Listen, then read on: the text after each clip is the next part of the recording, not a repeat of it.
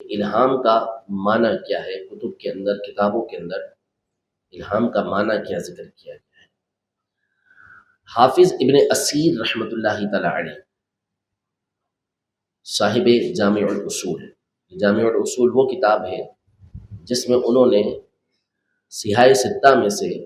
سنن ابن ماجہ کے علاوہ 500 کتابیں اور موطا امام مالک کی حدیثیں، ان تمام کو ایک جگہ پر جمع کیا ہے، ایک جگہ پر جمع کر دیا ہے، یعنی ابواب بندی کے ساتھ ان کو جمع کر دیا۔ کتاب الایمان کی حدیثیں 500 کتابوں کی اور موطا امام مالک کی وہ ایک جگہ پر، تو پھر اس کے بعد جو ہے وہ دیگر کتابوں کی حدیثیں اس طرح جمع کر دی، نماز کی ایک طرف تو طہارت کی ایک طرف تو زکوٰۃ کی ایک طرف، ساری ان کتابوں کی حدیثوں کو ایک جگہ پہ جمع کر دیا۔ بہت بڑے محدث تھے حافظ ابن اسیر رحمۃ اللہ تعالی علیہ۔ انہوں نے اپنی اسی کتاب جامع الاصول میں الہام کا معنی یہ بیان کیا کہ ان یلقی اللہ فی النفس امرا یبعث العبد علی الفعل او الترک، کہ اللہ پاک کسی کے دل کے اندر کوئی ایسی بات ڈال دے، کوئی ایسی بات ڈال دے جو بندے کو وہ کام کرنے یا کسی کام سے رکنے کے اوپر ابھارے، یہ کام کر لو یا اس کام سے رک جاؤ، ایسی بات اللہ پاک کسی بندے کے دل کے اندر ڈال دے، اس کو الہام کہا جاتا ہے۔ یہ صاحب جامع الاصول نے بیان کیا، جبکہ شیخ الاسلام ابو یحییٰ زکریا بن محمد الانصاری المصری رحمۃ اللہ تعالی علیہ، جو حافظ ابن حجر عسقلانی رحمۃ اللہ تعالی علیہ کے شاگرد ہیں، انہوں نے الحدود العنیقہ میں یہ بیان کیا کہ الالہام القاء معنی فی القلب یطمئن له الصدر، کہ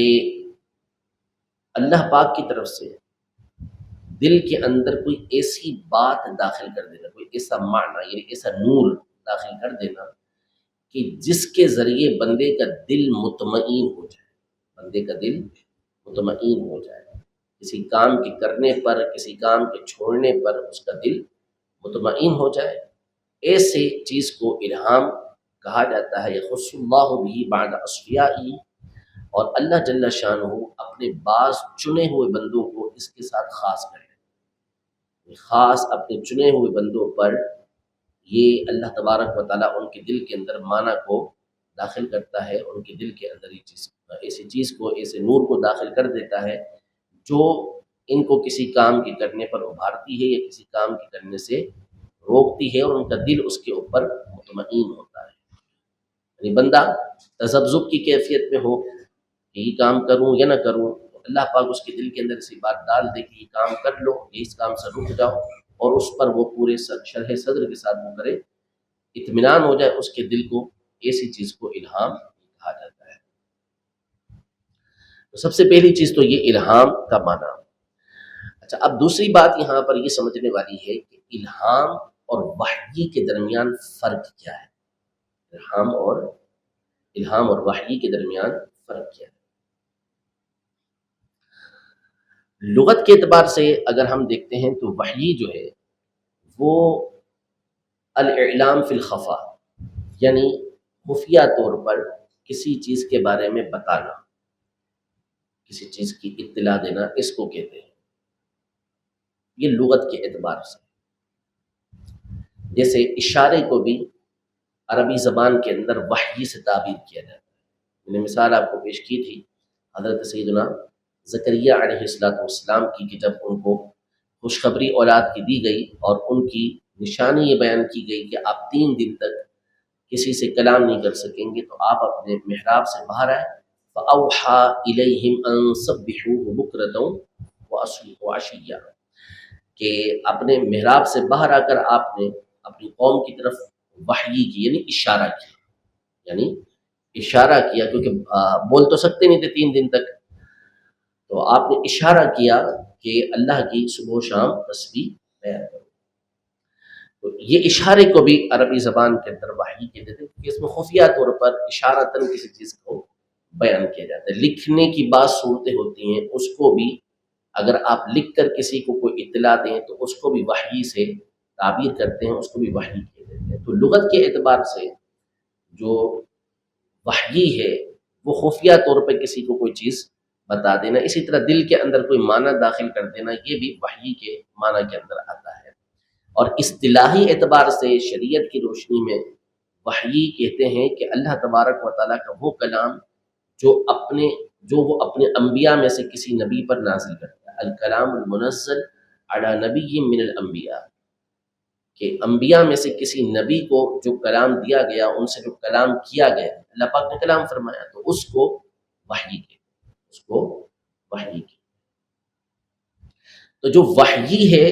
وہ انبیاء کرام علیہم السلام کے ساتھ خاص ہے، کسی غیر نبی کو وحی ہو ہی نہیں سکتی، غیر نبی کو وحی ہو ہی نہیں سکتی۔ قرآن مجید فرقان حمید میں جہاں انبیاء کرام علیہم السلام کے لیے وحی، انبیاء کرام علیہم السلام کے علاوہ دیگر کے لیے وحی کا لفظ استعمال ہوا ہے، تو وہاں اس سے مراد یہی الہام ہے،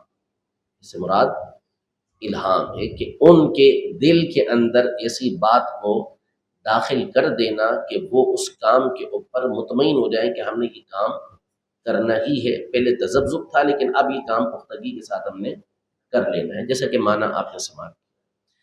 تو ایک تو فرق یہ ہو گیا کہ وحی انبیاء کرام علیہ السلام کے ساتھ ہوتی ہے، غیر نبی کو وحی نہیں ہو سکتی، الہام یہ غیر نبی کو ہو سکتا ہے۔ دوسرا فرق یہ ہے کہ جو وحی ہے یہ قطعی ہوتی ہے، وحی قطعی ہوتی ہے، اور جو الہام ہوتا ہے یہ ظنی ہوتا ہے، اس میں خطا کا احتمال ہوتا ہے۔ اسی الحدود الانیقہ میں یہ ارشاد فرمایا کہ وَلَيْسَ بِحُجَّةٍ مِّن غَيْرِ مَعْصُومٍ، یہ جو الہام ہے جب غیر معصوم کی طرف سے ہو، غیر معصوم کی طرف سے ہو تو یہ حجت نہیں ہوتا، یہ حجت نہیں ہوتا ہے، یعنی یہ کوئی دلیل قطعی نہیں، دلیل قطعی نہیں۔ ہم الہام کو دلیل قطعی نہیں مانتے۔ اس پر بڑی مثال جیسے سیدنا خضر علی نبینا و علیہ السلام، یہ ہمارے نزدیک کیا ہیں؟ نبی ہیں، جمہور علماء کے نزدیک نبی ہیں، بعض ان کو ولی کہتے ہیں، لیکن صحیح کیا ہے؟ نبی۔ اس پر ایک بڑی دلیل کیا دی جاتی ہے کہ سیدنا خضر علی نبینا و علیہ السلام نے موسیٰ علیہ السلام کے ساتھ سفر کے دوران جو 3 کام کیے تھے، بالخصوص ان میں سے جو آپ نے ایک بچے کو قتل کیا تھا، تو وہاں یہ دلیل دی جاتی ہے کہ آپ نے یہ فرمایا تھا کہ وما فعلته عن امری، یہ میں نے اپنی طرف سے نہیں کیا، یعنی ان کو حکم تھا تو اس لیے آپ نے یہ کام کیا۔ تو وہاں ہم یہ دلیل دیتے ہیں کہ حضرت خضر علیہ السلام اگر نبی نہ ہوتے تو ان کو یہ کام کرنے کی اجازت ہی نہ ہوتی، کیونکہ غیر نبی کے اوپر اگر ایسی بات آئے تو انہیں اس طرح کرنے کی اجازت نہیں ہوا کرتی، اس لیے ان کے اوپر یہ بات آنا یہ وحی کے طور پر تھا جو ان کے لیے دلیل ہے۔ تو وحی اور الہام کے درمیان ایک فرق کیا ہے؟ ایک فرق یہ ہے کہ وحی جو ہوتی ہے وہ قطعی ہوتی ہے، اور الہام یہ ظنی ہوتا ہے، اس میں خطا کا احتمال ہوتا ہے۔ پھر جو وحی ہوتی ہے یہ نبی علیہ السلام کے لیے ضروری ہوتی ہے، نبی علیہ السلام کے لیے ضروری ہوتی ہے، الہام ولی کے لیے ہونا ضروری نہیں ہے۔ یعنی اگر کوئی اللہ کا ولی ہے اور اسے الہام نہ ہو تو یہ نہیں کہا جائے گا کہ یہ اللہ کا ولی نہیں ہے، الہام شرط نہیں ہے۔ نبی کے لیے وحی کا ہونا یہ ضروری ہے، یہ بھی فرق ہے۔ پھر وحی کے ذریعے باطن کے فیصلے کیے جا سکتے ہیں، الہام کے ذریعے نہیں کی جا سکتے۔ جیسے یہ خضر علیہ السلام کا واقعہ کہ انہوں نے یہ فیصلے کیے کہ ان کی جو کشتی جو تھی ان کی، اس کے تختے کو اکھیڑ دیا، تو کیا کوئی غیر نبی اس طرح کر سکتا ہے کہ مجھے الہام ہوا اس لیے میں تمہاری کشتی کو اکھیڑ دوں گا، تمہاری گاڑی کو توڑ دوں گا، کیونکہ آگے جا کے ہو سکتا ہے تمہارا نقصان ہو جائے؟ نہیں کر سکتے۔ کسی کو اس طرح قتل کرنا یہ اجازت ہی نہیں ہے۔ تو جو باطن کے فیصلے ہیں وہ اس وحی کے ذریعے ہو سکتے ہیں لیکن الہام کے ذریعے نہیں ہو سکتے. تو یہ بھی ان کے درمیان فرق ہے. اب اس میں یہ سمجھتے ہیں، پہلے تو ہم کچھ دلائل دے دیتے ہیں کہ قرآن و سنت سے اس بات کا ثبوت موجود ہے کہ الہام یہ ہوتا ہے اور انبیاء کرام علیہ السلام کے لیے ہوتا ہے. حضرت سیدنا ذوالقرنین رضی اللہ تعالیٰ عنہ، جو جمہور علماء کے نزدیک اللہ کے ایک نیک بندے تھے، نبی نہیں تھے، ان کے سورۃ الکہف میں 3 سفر ذکر کیے گئے ہیں. ان میں سے ایک سفر آپ نے سورج کے غروب ہونے کی جگہ پر کیا، مغرب کی طرف کیا. تو وہاں پہنچے تو آپ نے دیکھا کہ سورج جو ہے وہ ایک کیچڑ والے چشمے کے اندر ڈوب رہا ہے. تو وہاں آپ کو ایک قوم ملی. اب اس کا واقعہ طویل ہے. تو اس قوم کے بارے میں پھر اللہ تبارک و تعالیٰ یہ ارشاد فرماتا ہے کہ قلنا یا ذا القرنین اما ان تعذب و اما ان تتخذ فیہم حسنا. یہ آیت مبارکہ اللہ تبارک و تعالیٰ نے بیان فرمائی کہ سورۃ الکہف کے اندر کہ ہم نے کہا اے ذوالقرنین، یا تو تم ان کو عذاب دو، یعنی ان کے جو معاملات ہیں ان کے معاملات کی بنیاد پر ان کو قتل کر سکتے ہو، اور چاہو تو ان کے ساتھ بھلائی کرو یعنی قید کر لو، یا ان کو چھوڑ دو. یعنی 2 امور آپ کے سامنے تھے، ان کے معاملات کی وجہ سے دونوں چیزیں آپ کی شریعت کے مطابق اختیار تھا کہ آپ چاہتے تو ان کو قتل بھی کر سکتے تھے اور چاہتے تو ان کو آزاد بھی کر سکتے تھے، قید بھی کر سکتے تھے. تو اللہ پاک فرماتے کہ قلنا، ہم نے کہا، حالانکہ وہ تو نبی نہیں ہے. تو یہ قلنا کیسے ہو گیا کہ ہم نے کہا اے ذوالقرنین، ہم نے کہا اے ذوالقرنین. تو پھر علماء نے اس کی تفسیر میں لکھا کہ ای بالالہام، کہ ہم نے الہام کے ذریعے ذوالقرنین سے کہا. یہ ایک تفسیر ہے اس کی. تو ان کے دل کے اندر یہ بات ڈال دی گئی کہ یہ 2 چیزیں جو آپ کے سامنے آ رہی ہیں، ان دونوں میں سے دونوں چیزوں کا آپ کو اختیار ہے کہ آپ یہ کر دیں یا یہ کر دیں. تو یہ الہام کے ذریعے حضرت ذوالقرنین رضی اللہ تعالیٰ عنہ کو یہ بات بیان کی. اسی طرح سورہ مائدہ میں آیت نمبر 111 میں اللہ پاک نے حضرت سیدنا عیسیٰ علیہ نبینا و علیہ السلام کے حواریوں کے بارے میں فرمایا کہ وَإِذْ أَوْحَيْتُ إِلَى الْحَوَارِيِّينَ أَنْ آمِنُوا بِي وَبِرَسُولِي قَالُوا آمَنَّا وَاشْهَدْ بِأَنَّنَا مُسْلِمُونَ. کہ ہم نے حواریوں کی طرف وحی کی، یعنی عیسیٰ علیہ السلام کے جو قریبی لوگ تھے ان کی طرف وحی کی. کیا کی؟ وحی. حالانکہ وہ نبی نہیں تھے، وہ نبی نہیں تھے. ان آمنو بی، ان آمنو بی، مجھ پر ایمان لاؤ، وہ بھی رسولی، اور میرے رسول یعنی عیسیٰ علیہ السلام پر ایمان لے. تو اب یہاں وحی کا لفظ استعمال ہوا ہے، حالانکہ غیر نبی کی طرف وحی نہیں ہو سکتی. تو اس کا مطلب کیا ہے کہ ان کے دل کے اندر الہام کیا، ان کے دل کے اندر الہام کیا کہ میں نے ان کو الہام کیا، ان کے دل کے اندر یہ بات ڈالی کہ وہ مجھ پر اور میرے رسول پر ایمان لے کر آئے. یہ واضح طور پر دلیل ہے اس بات کی کہ غیر نبی کے اوپر الہام ہو سکتا ہے. یوں ہی سورہ طٰہٰ ہے آیت نمبر 38 کے اندر، اور سورۃ القصص کی آیت نمبر 7 میں اللہ پاک نے حضرت سیدنا موسیٰ علیہ نبینا و علیہ السلام کی والدہ کے لیے فرمایا کہ وَأَوْحَيْنَا إِلَىٰ أُمِّ مُوسَىٰ أَنْ أَرْضِعِيهِ، کہ ہم نے موسیٰ علیہ السلام کی والدہ کو وحی کی کہ ان کو دودھ پلاتی رہیں. فَإِذَا خِفْتِ عَلَيْهِ فَأَلْقِيهِ فِي الْيَمِّ، اور جب ان کے اوپر آپ کو خوف ہو کہ فرعونی ان کو قتل کر دیں گے تو پھر ان کو یم یعنی سمندر کے اندر، دریا نیل کے اندر ان کو ڈال دو، پانی میں ان کو ڈال دو. وَلَا تَخَافِي وَلَا تَحْزَنِي إِنَّا رَادُّوهُ إِلَيْكِ وَجَاعِلُوهُ مِنَ الْمُرْسَلِينَ، کہ ان کے اوپر نہ خوف کرو نہ غم کرو، ہم ان کو آپ کی طرف لوٹا دیں گے اور ان کو رسولوں میں سے بنائیں گے. تو یہاں وہ اوحینا کے الفاظ ہیں، اور سورہ طٰہٰ میں اذ اوحینا الی امک کے الفاظ ہیں. تو یہاں ظاہر ہے کہ موسیٰ علیہ السلام کی والدہ یہ نبیہ نہیں ہے اور عورت نبی ہو نہیں سکتی. تو یہ اوحا کے معنی کیا بنیں گے؟ اس کا معنی بنے گا کہ ان کے دل کے اندر یہ بات ڈال دی، دل پختہ ہو گیا ان کا کہ بھئی فرعونی قتل کر سکتے ہیں. جب قتل کرنے لگے تو پھر حل یہ ہے کہ ان کو سمندر جو پانی ہے، دریا نیل ہے، اس کے اندر ڈال دیا جائے، اس کے اندر داخل کر دیا جائے. اس طرح اور بھی مقامات پر موجود ہے، شہد کی مکھیوں کا سورۃ النحل کے اندر موجود ہے کہ وَأَوْحَىٰ رَبُّكَ إِلَى النَّحْلِ أَنِ اتَّخِذِي مِنَ الْجِبَالِ بُيُوتًا، کہ ان کے اندر شہد کی مکھیوں کو تیرے رب نے الہام کیا کہ وہ پہاڑوں کے اندر گھر بنائے۔ تو یہ واضح ہے کہ غیر نبی کے اوپر الہام یہ ہو سکتا ہے، اس کا ثبوت قرآن مجید فرقان حمید سے موجود ہے۔ اب یہاں پر بعض لوگ یہ سوال اٹھاتے ہیں کہ یہ تو تھا پچھلی امتوں کا معاملہ، تو کیا اس امت میں بھی الہام کا یہ سلسلہ ہو سکتا ہے؟ اور ہو سکتا ہے تو کیا یہ دورہ نبوت تک خاص تھا، یا نبی پاک صلی اللہ علیہ وسلم کے بعد بھی یہ سلسلہ ہو سکتا ہے، اور ہوا یا نہیں ہوا؟ تو واضح طور پر اول تو اس بات واضح ہو چکی کہ جب قرآن مجید فرقان حمید میں غیر نبی کے اوپر الہام ہو سکتا ہے، یہ موجود ہے، تو پھر امت دونہ امت کی کیا تخصیص کہ فلاں پر ہو سکتا ہے، فلاں امت پر، فلاں امت پر؟ یہ کوئی تخصیص نہیں ہے، یہ اپنی جانب سے اپنی طرف سے قرآن پاک کے اندر تخصیص کر دینا ہے، اپنی مرضی سے ایک شرط لگا دینا ہے، کنڈیشن لگا دینا ہے کہ نہیں جی وہ اس امت میں ہو سکتا ہے، ہماری امت کے اندر نہیں ہو سکتا۔ تو ایسی کوئی دلیل قرآن پاک کے اندر موجود نہیں ہے، یہ اپنی طرف سے لگائی ہوئی بات ہے،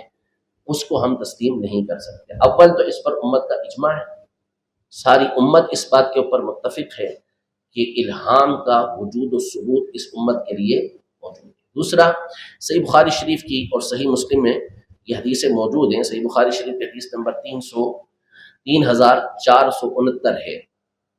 3469، اور اسی طرح صحیح بخاری شریف کی ایک اور حدیث 3689، 3689، یہ حدیث پاک ہے کہ نبی پاک صلی اللہ تعالیٰ علیہ وسلم نے یہ ارشاد فرمایا۔ پہلی حدیث کی راوی جو ہے وہ حضرت سیدنا ابو ہریرہ رضی اللہ تعالیٰ عنہ ہیں کہ نبی کریم صلی اللہ تعالیٰ علیہ وسلم نے ارشاد فرمایا کہ انہ قد کان فیما مضى قبلکم من الامم محدثون وانہ ان کان فی امتی هذه منهم فانہ عمر بن الخطاب، کہ نبی پاک صلی اللہ علیہ وسلم نے ارشاد فرمایا کہ تم سے پہلے کی جو امتیں تھیں ان میں کچھ ایسے افراد ہوتے تھے جو محدث ہوتے تھے۔ محدث سے مراد کہ ان سے کلام کیا جاتا تھا، اور صحیح مسلم کے اندر یہ حدیث مبارکہ سیدہ عائشہ رضی اللہ تعالیٰ عنہا سے مروی ہے، تو اس میں یہ الفاظ ہیں کہ جو اس حدیث کے راوی ہیں ابن وہاب، وہ کہتے ہیں کہ محدثون کا مطلب ہے ملہمون، محدثون کا مطلب ملہمون، کہ ان کے دل کے اندر باتوں کو ڈال دیا جاتا تھا۔ اور صحیح بخاری شریف کی جو دوسری حدیث مبارکہ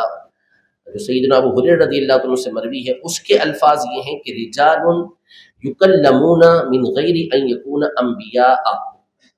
کہ وہ لوگ ایسے ہوتے تھے کہ جو نبی نہیں ہوتے تھے لیکن ان سے کلام کیا جاتا، فرشتے ان سے کلام کرتے، تو ان کے دل کے اندر بات ڈال دی جاتی، فرشتے ان سے کلام کرتے تھے۔ ایسے افراد پچھلی امتوں کے اندر موجود تھے۔ فرمایا وَإِنَّهُ إِن كَانَ فِي أُمَّتِي، کہ بے شک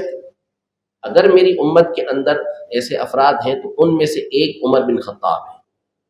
یہاں پر یہ ان شرطیہ، یہ شرط کے لیے نہیں ہے، میرا شاگرد ہے تو یہی میرا شاگرد ہے، اس کا مطلب دیگر سے نفی نہیں ہو رہی، یہ میرا دوست ہے تو یہی میرا دوست ہے، تو مطلب کیا ہے کہ یہ میرا کامل دوست ہے، سچا دوست ہے، پکا دوست ہے، یہ نہیں کہ دوسروں سے دوستی کی نفی ہو گئی، ایسا نہیں ہے۔ تو یہاں پختگی کے لیے یہ بات آ رہی ہے کہ میری اس امت کے اندر بھی ایسے افراد موجود ہیں، اور ان میں سے جو کامل ترین شخصیت ہے وہ حضرت عمر رضی اللہ تعالیٰ عنہ کی ہے، کہ ان کو یہ الہام کیے جاتے ہیں۔ حضرت عمر رضی اللہ تعالیٰ عنہ کے بارے میں واضح طور پہ فرمایا، اور ایک عمر بن خطاب ہے، ایسا نہیں ہے کہ حضرت عمر رضی اللہ تعالیٰ عنہ ہی ہوں، بلکہ دیگر بھی اس کے اندر ہو سکتے ہیں۔ تذکرہ اس میں خاص طور پر حضرت عمر رضی اللہ تعالیٰ عنہ کا کیا، ان کی فضیلت کو نبی پاک صلی اللہ تعالیٰ علیہ وآلہ وسلم نے بیان کیا۔ امام خطابی رحمۃ اللہ تعالیٰ علیہ، امام خطابی رحمۃ اللہ تعالیٰ علیہ، جن کا سن وفات تقریباً 388 ہجری ہے، اور بخاری شریف کے سب سے پہلے شارح ہیں، اپنی کتاب اعلام الحدیث شرح بخاری کے اندر اس حدیث پاک کے بارے میں فرماتے ہیں کہ یہ جو مقام اور مرتبہ ہے کہ ان کے دل کے اندر الہام کر دیا جاتا ہے، ان سے گفتگو کی جاتی ہے. فرماتے ہیں وَهُوَ مَنزِلَةٌ جَلِيلَةٌ مِّن مَنَازِلِ الْأَوْلِيَاءِ وَمَرْتَبَةٌ عَظِيمَةٌ مِّن مَرَاتِبِ الْأَصْفِيَاءِ، کہ یہ جو مقام اور مرتبہ ہے کہ ان کے دل کے اندر بات ڈال دی جائے، یہ اولیاء کا ایک بہت بڑا مرتبہ ہے، یعنی بہت بڑی منزل ہے، ایک گریڈ ہے کہ اس افراد کے اس درجے پر یہ اولیاء بعض اوقات پہنچ جاتے ہیں کہ ان کے دل کے اندر یہ بات داخل کی جاتی ہے. اللہ کے چنے ہوئے بندوں کے مرتبوں میں سے ایک مرتبہ ہے کہ اللہ پاک ان کے دل کے اندر اس طرح کی بات کو داخل فرما دے. من غیر ان یکون انبیاء، مگر وہ انبیاء نہیں. یہ نبی پاک صلی اللہ تعالیٰ علیہ وسلم پچھلی امتوں کی مثال دے کے سمجھا چکے کہ وہ انبیاء نہیں تھے. تو عمر بن خطاب رضی اللہ تعالیٰ عنہ بھی نبی نہیں ہے، لیکن ان سے بھی یہ معاملہ ہوا. تو اس کا مطلب یہ ہوا کہ الہام کا نبوت کے ساتھ تخصیص نہیں ہے. نبی کے اوپر جب ایسی بات آئے گی تو اس کو ہم وحی کہیں گے، اور جب غیر نبی کے اوپر ایسی بات آئے گی تو اس کو ہم الہام کہیں گے. اب اس پر بعض لوگوں کو یہ شبہ ہوا کہ جی ایک تو وہ یہ کہتے ہیں کہ نہیں، یہ جو معاملہ ہے حضرت عمر رضی اللہ تعالیٰ عنہ والا، یہ نبی پاک صلی اللہ علیہ وسلم کے زمانے کے ساتھ، جب نبی پاک صلی اللہ تعالیٰ علیہ وسلم نے دنیا سے پردہ فرما لیا تو اب اس کے بعد یہ نہیں ہو سکتا. اگر ہو تو یہ ختم نبوت کے منافی ہے. یعنی آپ اگر کسی کے لیے الہام کا قول کرتے ہیں تو نتیجہ یہ نکلے گا کہ آپ اس کے لیے کیا کرتے ہیں، نبوت کا گویا کہ قول کریں. یہ ایسا باطل قول ہے کہ امت میں سے کسی نے قول نہیں کیا. قدیم علماء کو پڑھتے چلے جائیں آپ، جدید علماء کو پڑھتے چلے جائیں آپ، قدیم کتب کو پڑھیں، جدید کتب کو پڑھیں، کہیں آپ کو ایسا قول نہیں ملے گا. یہ عصر حاضر کے اندر ایک دو کو یہ والا الہام ہو گیا کہ جی اگر آپ الہام کا قول کریں گے تو یہ ختم نبوت کے منافی ہے. اور یہ الہام ہی نہیں تھا، باطل الہام تھا، اس کا بھی میں ذکر کرتا ہوں کہ علماء نے کون سے الہام کو درست قرار دیا ہے.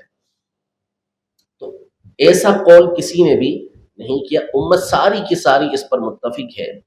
کہ غیر نبی کو الہام یہ ہو سکتا ہے. ہاں اس بات کے ہم قائل ہیں کہ الہام یہ حجت نہیں ہوتا، قطعی حجت نہیں ہوتا، یہ ایک نور ہوتا ہے کہ اللہ پاک کسی کے دل کے اندر داخل کر دیتا ہے جس سے وہ چیز اس کے سامنے واضح ہو جاتی ہے. حافظ ابن حجر عسقلانی رحمۃ اللہ تعالی علیہ زبردست محدث ہیں اور بخاری شریف کے سب سے مشہور شارح ہیں.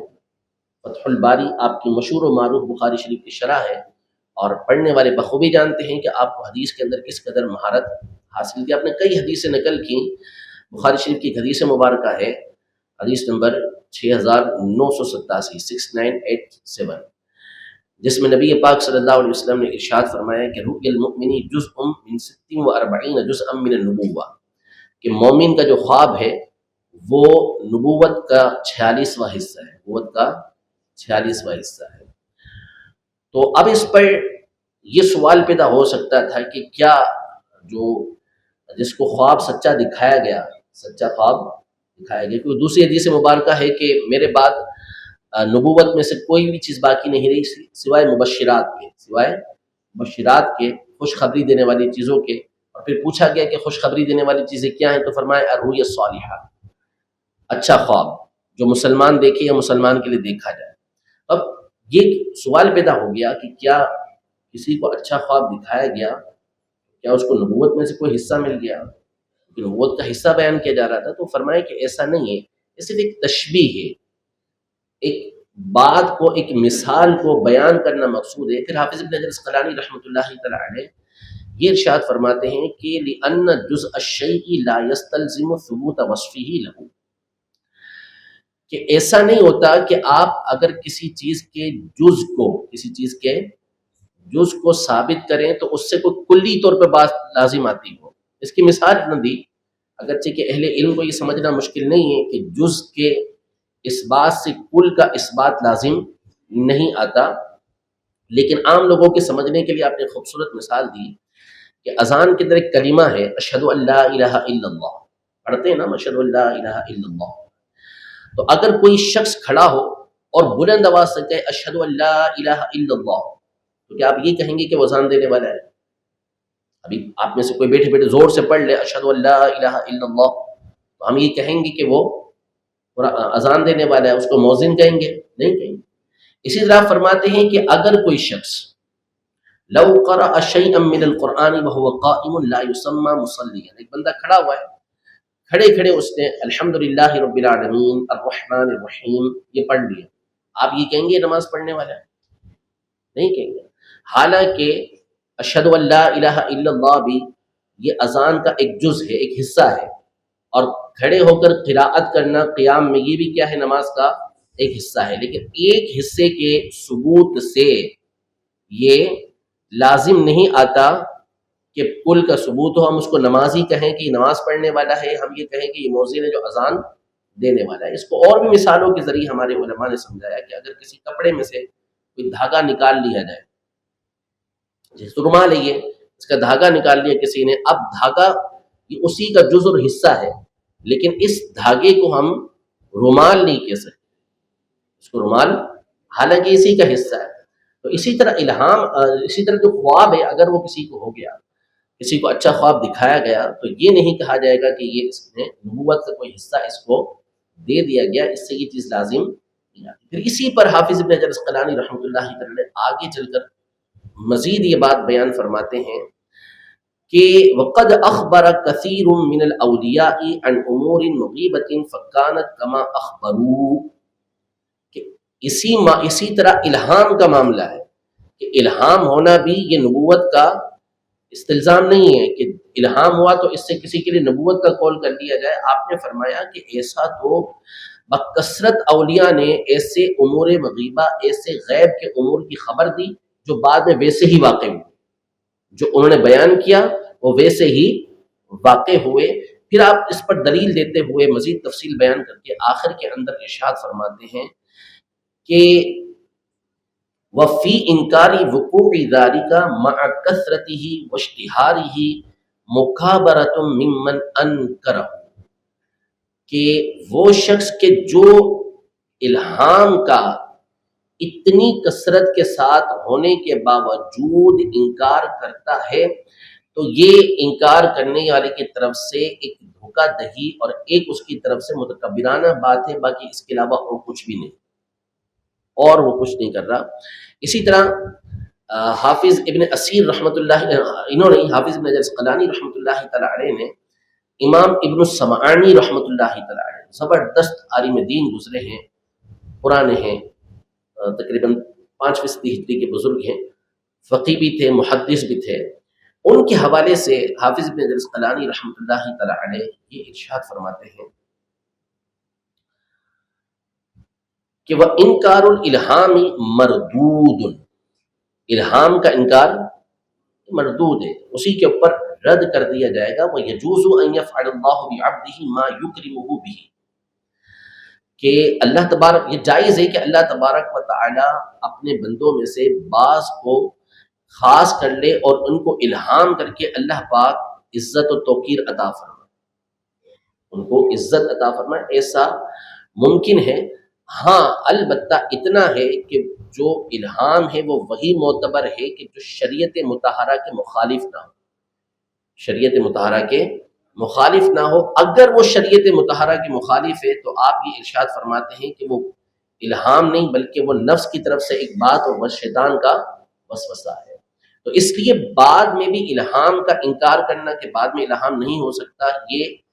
علماء کی تصریحات کے بھی بالکل واضح طور پہ خلاف ہے۔ پھر اس کے اوپر اور دلائل ہیں۔ امام احمد بن حنبل رحمۃ اللہ تعالی علیہ نے فضائل الصحابہ میں حدیث نمبر 355، امام آجری رحمۃ اللہ تعالی علیہ نے اپنی کتاب الشریعہ میں حدیث نمبر 1360 میں، امام لالکائی رحمۃ اللہ تعالی علیہ نے اپنی کتاب شرح اعتقاد اہل السنہ میں حدیث نمبر 2537 میں، امام بیہقی رحمۃ اللہ تعالی علیہ نے دلائل النبوہ جلد 6 صفحہ نمبر 370 پر، اور امام ابو نعیم نے دلائل النبوہ میں صفحہ نمبر 526 پر یہ مشہور و معروف روایت نقل کی کہ سیدنا عمر رضی اللہ تعالی عنہ اپنے دور خلافت میں منبر پر تشریف فرما تھے، اور نہاوند کے مقام پر حضرت ساریہ رضی اللہ تعالی عنہ کی سپہ سالاری کے اندر جنگ ہو رہی تھی، تو آپ نے مدینہ منورہ میں بیٹھے بیٹھے ندا لگائی یا ساریہ الجبل، اے ساریہ پہاڑ کو اپنے پیچھے۔ صحابہ اکرام علیہ رضوان بڑے حیران ہوئے کہ یہ کیا ہوا۔ تو پھر جب حضرت ساریہ رضی اللہ تعالیٰ عنہ مدینہ منورہ پہنچے تو انہوں نے بتایا کہ ہم جنگ کر رہے تھے اور ہم نے وہاں پر حضرت عمر رضی اللہ تعالیٰ عنہ کی آواز کو سنا، تو ہم نے پہاڑ کو اپنے پیچھے لے لیا، ورنہ جو دشمن تھا وہ پیچھے سے حملہ کر سکتا تھا اور اس وجہ سے ہمیں فتح نصیب ہو۔ اور وقت کا معلوم کیا تو وقت وہی تھا۔ اب یہ حضرت عمر رضی اللہ تعالیٰ عنہ کو الہام کیا گیا، واضح طور پر علماء نے اس حدیث پاک کے تحت لکھا کہ یہ الہام تھا حضرت عمر رضی اللہ تعالیٰ عنہ کو کہ ان کے سامنے مقام نہاون کو کھول دیا گیا اور یہاں سے آپ نے پکارا اور حضرت ساریہ رضی اللہ تعالیٰ عنہ نے یہ فتح حاصل کر لی۔ اب یہ حدیث مبارکہ، اس میں ایک راوی ہے محمد بن عجلان، محمد بن عجلان، اس کے بارے میں یہ کہا گیا کہ یہ مدلس ہے، لیکن مدلس جو ہوتا ہے اس کی ایک تو مدلسین کے طبقات ہیں، اس پر پھر گفتگو ہوگی انشاءاللہ ہماری آگے چل کر کسی درس میں انشاءاللہ۔ تو مدلس کی جو روایت ہوتی ہے وہ اس صورت میں مردود ہوتی ہے جبکہ وہ ان کے ساتھ روایت ہے، وہ طبقات کے اعتبار سے۔ لیکن یہاں مسئلہ یہ ہے کہ محمد بن عجلان جو ہے وہ اس بات کی تصریح کرتے ہیں کہ حدثنی ایاس بن معاویہ بمثل ذلک، یہ اسی مقام پر جو حدیث مبارکہ ہے، اسی مقام پر امام آجری رحمۃ اللہ تعالیٰ علیہ نے بھی، امام احمد بن حنبل رحمۃ اللہ تعالیٰ علیہ نے بھی لکھا کہ محمد بن عجلان جو ہے انہوں نے یہ واضح طور پہ فرمایا کہ مجھے یہ حدیث بیان کی ہے، حدثنی کے الفاظ بیان کی، ایاس بن معاویہ نے اسی کی مثل مجھے حدیث بیان کی۔ جب تحدیث کی تصریح کر دی تو بات ہی ختم ہو گئی۔ اب اس حدیث مبارکہ کو حافظ ابن حجر اسقلانی رحمۃ اللہ تعالیٰ علیہ نے الاصابہ میں، ابن کثیر نے البدایہ والنہایہ کے اندر اس کی حدیث کی، اس کی سند کو حسن و جید قرار دیا،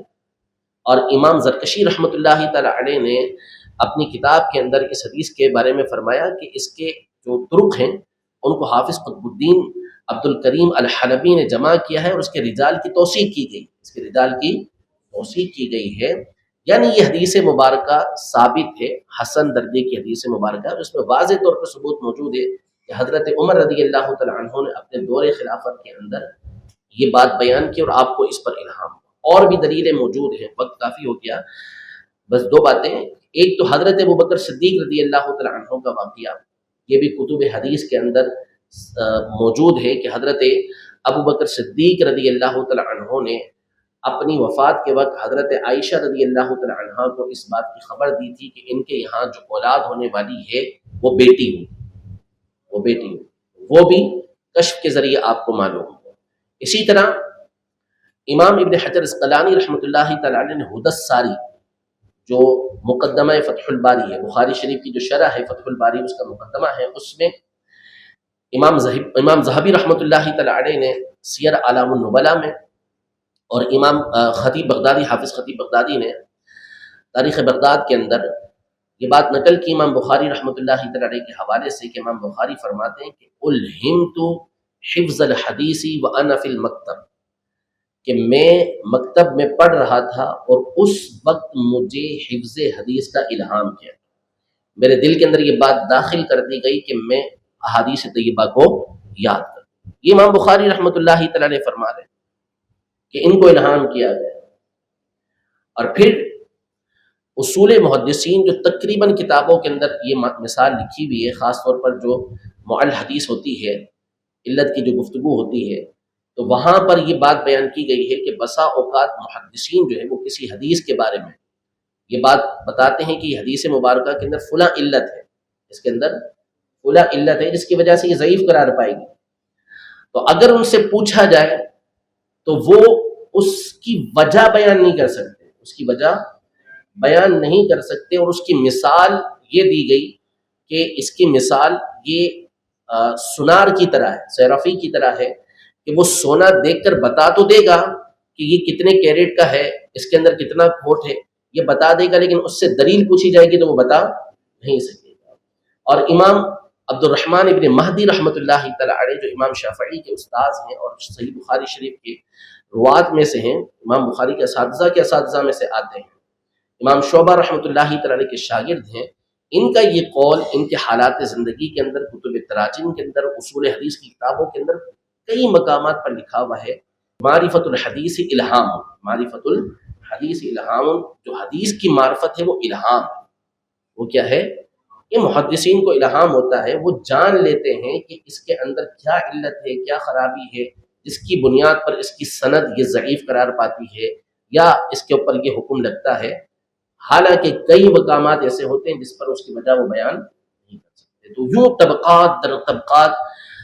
صوفیہ میں چلے جائیں، اولیاء کے اندر چلے جائیں، آپ محدثین میں چلے جائیں، تو یہ الہام کا ثبوت ہر زمانے کے اندر موجود ہے۔ الہام کا تعلق کوئی بھی یہ نہیں ہے کہ جس کو الہام ہو اس کے بارے میں یہ کہا جائے کہ اس کے لیے نبوت کا قول کیا گیا، ایسا ہرگز نہیں ہے۔ اگر اس کو قول کیا جائے تو پھر ان تمام کے اوپر، ساری امت کے اوپر نعوذ باللہ ختم نبوت کے خلاف بات کرنے کا الزام یہ آئے گا، اور یہ صریح البطلان بات ہے۔ لہٰذا جو اس طرح کی بات کرے گا وہی بطلان پر ہوگا، ساری امت بطلان پر نہیں ہو سکتی۔ اللہ پاک ہم سب کے عقیدے اور نظریے کی حفاظت فرمائے۔